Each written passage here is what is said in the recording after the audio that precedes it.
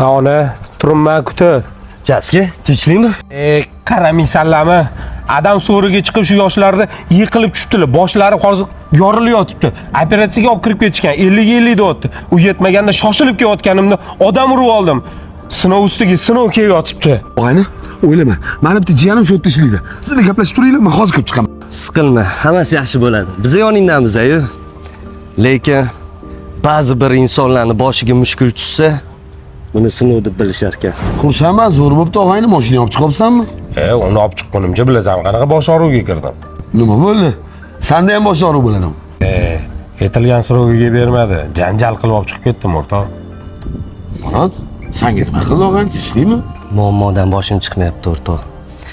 Ishim ham orqaga tortib ketgan, xotinimning ham mazasi yo'q. Undan keyin muammoning ustiga muammo kelib yotibdi. Qattiq xato qildimmi? Siqilma og'ayni, xudo xolasa hammasi yaxshi bo'ladi. Nimasi yaxshi bo'ladi? Xatolarni, qichiqlarni qilib qo'yganlar. Soqqani jarang-jarang yurayotganlarni yurdilar har xillari bilan. Endi o'shancha jazosini olyapti-da.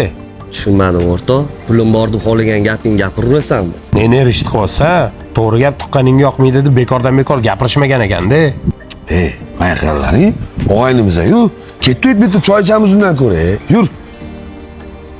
Boshqalarning boshiga kulfat tushsa, Alloh taraflama berilgan jazo deb aytishar ekan.